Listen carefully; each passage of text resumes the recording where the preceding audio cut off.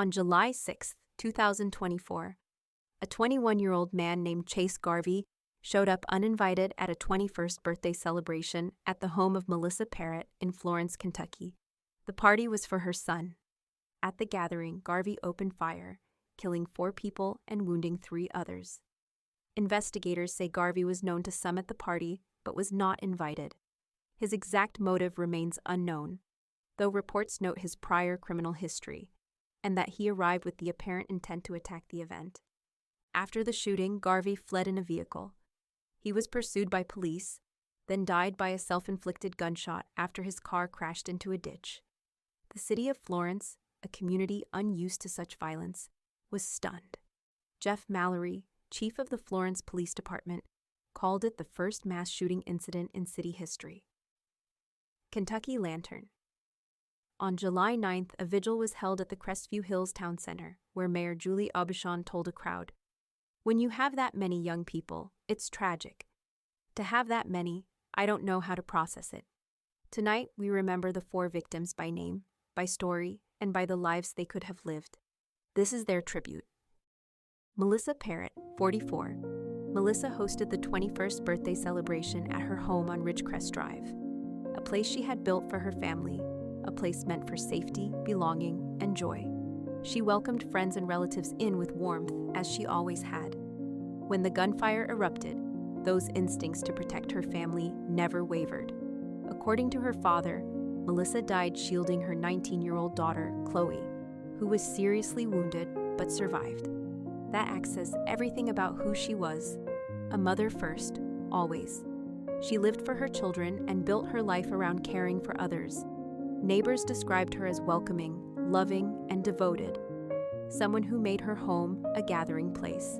Even in her final moments, she faced danger with courage, protecting the people she loved. Melissa should still be here. We honor her for the way she lived and for the bravery she showed in the final seconds of her life. Delaney Eary. At just 19, Delaney was full of energy, personality, and possibility. Friends described her as bold, funny, and unafraid to speak her mind.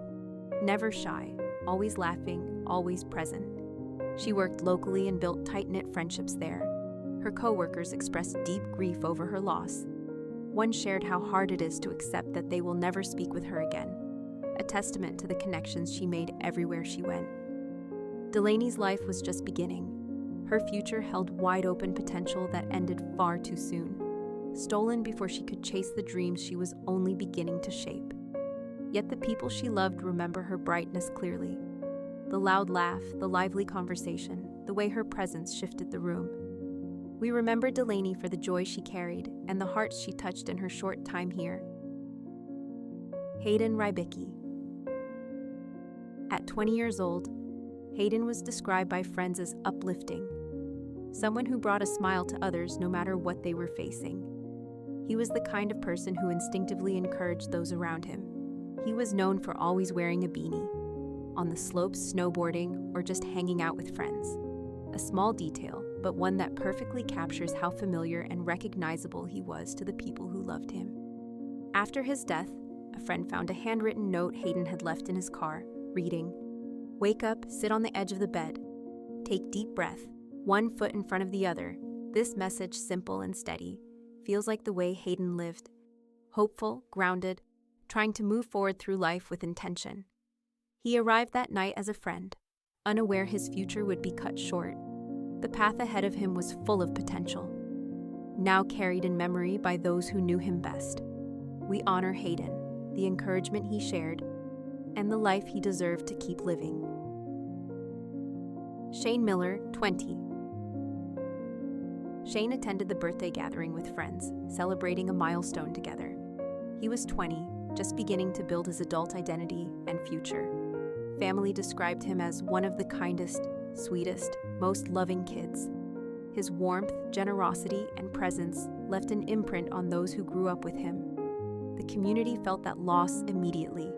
The GoFundMe for his service raised over $15,000 in under 24 hours, a sign of how deeply he was loved.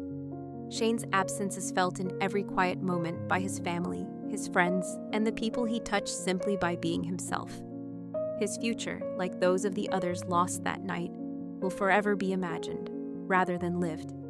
We honor him not for how his life ended, but for the good he brought into the world in the brief time he was here. Tonight, we remembered Melissa, Delaney, Hayden, and Shane. 4 lives taken far too soon. Their absence is now a permanent place in the lives of those who loved them. No words can fill that space. As we close, we hold in our thoughts the 3 survivors still healing. In body, mind, and spirit, this channel remembers victims, not perpetrators. And may we each hold the people we love a little closer. Thank you for watching. Please consider subscribing and sharing this video so their stories may live on.